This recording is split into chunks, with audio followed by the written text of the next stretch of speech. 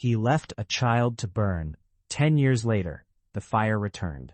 A detective is called to an abandoned house and finds his own name written on the wall. 10 years ago, he made a decision during a deadly fire.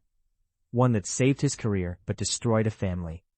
Now the only survivor has returned, not for revenge, but for truth. This psychological crime story reveals how some fires never go out. They wait. Detective Aaron Cole knew something was wrong the moment he stepped inside the house. Not because of the darkness, not because of the smell of old smoke, but because the silence felt intentional, like someone had prepared it just for him. On the wall across from the entrance, a message was written in thick, uneven letters. His full name, perfectly spelled, and underneath it 4 words that made his heart pound. You left us to burn. For a few seconds, Aaron forgot how to breathe. This house was supposed to be empty. No owners, no power, no history worth remembering. Yet every instinct in his body screamed that the past was waiting for him inside. He moved forward slowly, hand near his weapon. The living room looked like a museum of destruction, burned furniture arranged neatly. Charred walls cleaned just enough to keep their scars visible, and photographs, dozens of them, lined up in precise rows. They showed a fire, a familiar one. 10 years ago, a residential blaze ripped through a quiet neighborhood. 2 adults died. 1 child survived. That case made Aaron a hero. At least, that's what the city believed. His eyes locked onto one photo in particular, a boy standing outside the house, ash covering his face, eyes wide with shock. Evan Brooks. The name hit him harder than the heat ever had. Aaron remembered that night in painful detail. The radio screaming orders, the roof collapsing, 2 victims trapped inside, and a terrified boy reaching out through the smoke. There was time to save only one. Aaron chose quickly. He chose wrong. Evan survived, but his parents didn't, and the official report labeled it an unavoidable tragedy. Aaron received a medal. Evan received silence. A voice broke the stillness. You always hated silence, didn't you? Aaron spun around, gun raised. A man stood near the hallway entrance. Older, thinner. But those eyes hadn't changed. Evan, Aaron said quietly. Evan smiled, though there was no warmth in it. I was wondering how long it would take you to recognize me. Aaron lowered his weapon slightly. I did everything I could, he said. I followed protocol. Evan laughed, a soft, bitter sound. Protocol didn't hold my mother's hand while she screamed, he replied. Protocol didn't carry my father out. Aaron felt the weight of the room closing in. Evan began walking, gesturing toward the photos. After that night I learned something, he said. I learned that the truth depends on who writes the report. Aaron's stomach tightened. I watched cases disappear. Fires labeled accidents. People like you protected. Aaron understood then. The recent fires across the city. The missing evidence. The suspects who never made it to court. They weren't random. They were tests, Evan said. And you failed every one. Sirens echoed faintly in the distance. You called them, Aaron said. Evan nodded. But not for me. He stepped closer. This house isn't a trap, he said. It's a mirror. Police burst into the building moments later. Aaron didn't resist. Files were reopened. Evidence surfaced. Witnesses came forward. The hero detective became the face of corruption overnight. The city called it justice. But justice wasn't what Evan wanted. From a distance he watched the news reports quietly. Not smiling. Not celebrating. Because revenge wasn't about punishment. It was about truth. And some truths, once exposed, burn longer than any fire. He left a child to burn. 10 years later, the fire returned.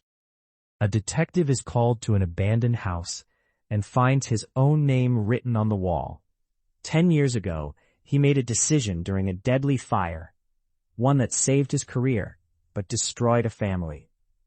Now the only survivor has returned, not for revenge, but for truth. This psychological crime story reveals how some fires never go out. They wait. Watch till the end. The city believed the story was over. The corrupt detective exposed. The old case reopened. Justice, neatly wrapped and delivered. But justice is never that simple. Aaron Cole sat alone in the interrogation room, staring at the reflection in the glass. For the first time in his career, no badge rested on his chest. No authority, no protection, only memories.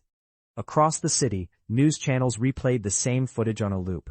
His arrest, his silence, his fall. What they didn't show was the fear, because Aaron knew something no one else did. Evan Brooks wasn't finished. The fires had stopped, but patterns don't disappear. They wait. Days later, Aaron was transferred to a holding facility while investigators dug into his past cases. Files stacked higher than his guilt, each one revealing a small lie, a missing detail, a truth buried just deep enough to survive. Then, the first death happened. A former city inspector was found dead inside his apartment. No fire, no signs of forced entry, just a message carved into the wooden floor: accident. Aaron saw the photo on a guard's phone and felt his blood run cold. That word wasn't random. It was Evan's signature. Another death followed, then another. All men connected to old cases, fires labeled accidents, investigations rushed, reports altered. The city panicked. Authorities needed answers. And there was only one man who understood the pattern: Aaron. They brought him back into a smaller room, this time with a recorder on the table. "You know who's doing this," an investigator said. Aaron nodded slowly. "Yes." "Can you stop him?" Aaron hesitated. "I don't think he wants to be stopped."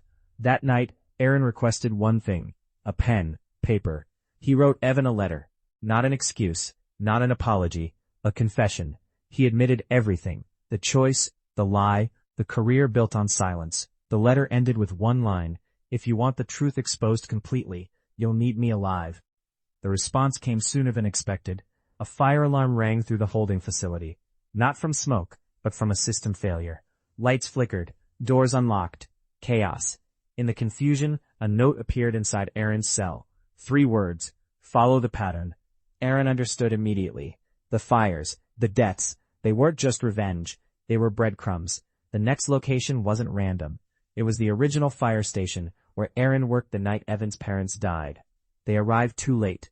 The building was empty, but the walls told a story. Photos, reports, names. Evan had turned the station into a courtroom, and Aaron was the final witness. A video played on a projector left behind. Evan appeared on the screen. "I don't want chaos," Evan said calmly. "I want memory." He explained everything. Each fire, each death, each exposed lie.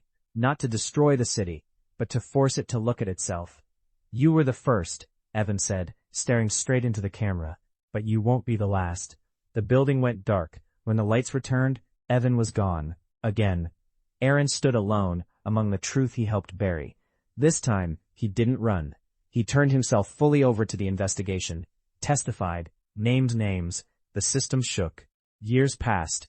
Aaron aged behind bars, haunted but awake. Evan was never caught. Some believed he died, others believed he vanished. But every year, on the anniversary of the fire, one case file surfaced, one forgotten name, one truth revealed. No flames, just exposure. Because Evan learned something important from Aaron Cole.